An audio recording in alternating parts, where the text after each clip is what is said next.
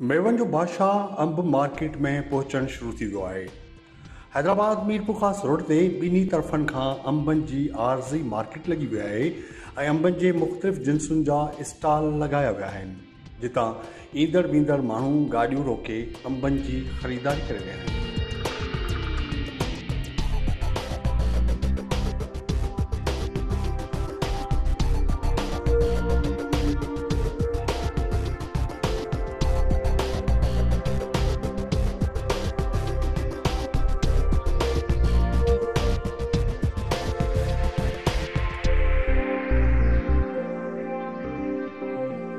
ॿिए तरफ़ अंबनि जे बाग़नि में पटाई जो सिलसिलो बि शुरू थियो आहे, जॾहिं त सराइकी पट्टी समेत पाकिस्तान जे मुख़्तलिफ़ इलाइक़नि खां अंबनि जी पटाई ऐं पैकिंग करण लाइ मज़दूर बि अंबनि जे बाग़नि में पहुचणु शुरू थी विया आहिनि।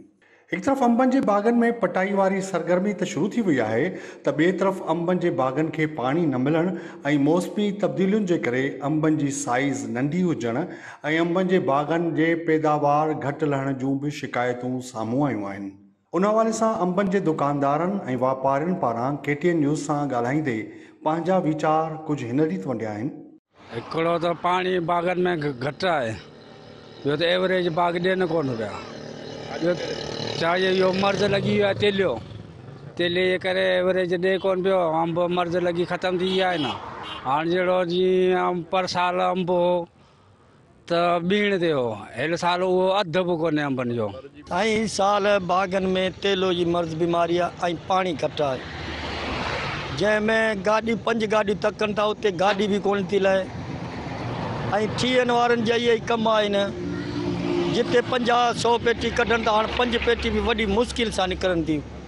अंब जिते पा अधु किलो जो दाणो हो, हाणे पा 200 ग्राम जो बि कोन थो थिए। 2000 रुपया कटो, 3000 रुपया कटो वठूं था, उनमें अधु ख़राबु निकिरियो वञे। उनमें ख़र्च बि आहिनि, पेतियुनि जा आहिनि, बरदानो आहे, कारपेट आहे ऐं पघारदारनि जो ख़र्चु आहे।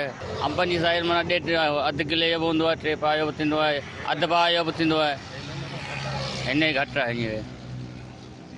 हा, इहो घटि में घटि त इहो नंढे में नंढो इहो अंब आहे जेको छोकिरो ॾेखारे पियो, बसि इहो अंब छा कंदो, बाज़ार न पियो करे, वॾी तकलीफ़ आहे हिन ॻाल्हि जी। तेलियो बि आहे, मर्ज़ आहे, पाणी बि घटि आहिनि ऐं पंहिंजो ज़हरीला जीत बि आहिनि बाग़नि में। माना ही ख़र्च आहिनि पेटियुनि जा ही आहिनि।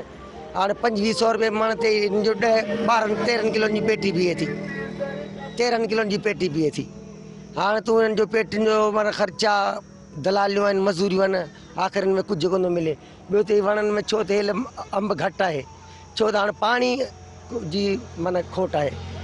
एवरेज बाग़नि में आहे कोन ॾिसी सघो था। ही मर्ज़ आहे बाग़नि में,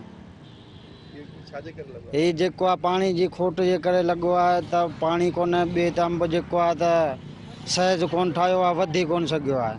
वधि में वधि 250-200 ग्राम जो दाणो थियो आहे।